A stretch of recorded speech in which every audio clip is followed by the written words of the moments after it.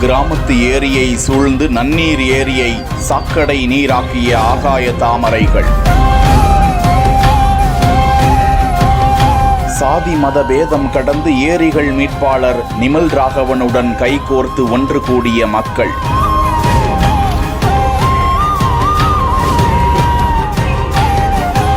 ஒன்றாக கேட்ட பாங்கு ஒலியும் கோவில் மணி ஓசையும்.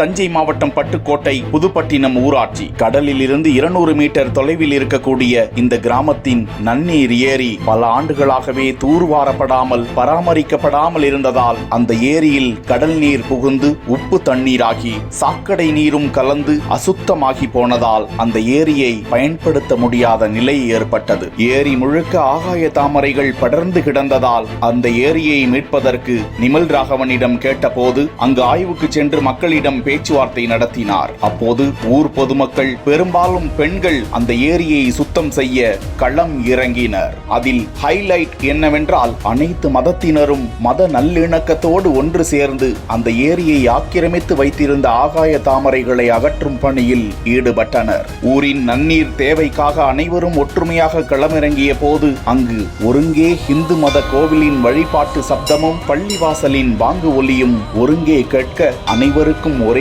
பூரிப்புதான். அதனைத் தொடர்ந்து அந்த ஏரி முழுவதும் மீட்கப்பட்டு கரை பலப்படுத்தப்பட்டு நன்னீர் ஏரியாக உருவாக்கியது என்கிறார் வாழும் கரிகால சோழன் நிமல் ராகவன். அவருக்கும் ஊரில் ஒரு பிரச்சனை என்றவுடன் அனைவரும் கரம் கோர்த்து மத நல்லிணக்கத்தை நிலைநிறுத்திய அப்பகுதி மக்களுக்கும் பாராட்டுக்கள் குவிந்து வருகின்றன.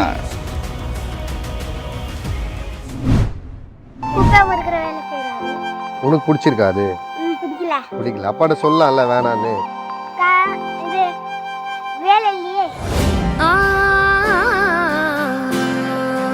உங்க வாழ்க்கை மாறணும்னா உங்க தொழிலை நீங்க மாத்தணும். உங்களுக்கான வேலையும் உங்களுக்கான மரியாதையும் நான் தரேன்.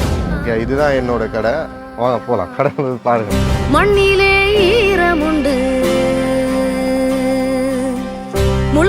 பேசிக்கே ஒரு குப்பை வச்சுதான் வாழ்க்கையில சாதிக்கணும்னு சொல்லி கொடுத்துருக்காங்க. ஒரு 2 பேரை கூட்டு போய் நம்ம வேலையில சேர்த்து விடுறதுக்கு தான் இங்க யாருமே இல்லை.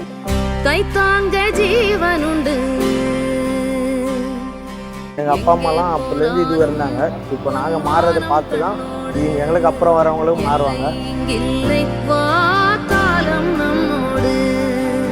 இதுல வந்து லிஸ்ட் கொடுத்துட்டீங்க, நாளைக்கு வந்துருங்க.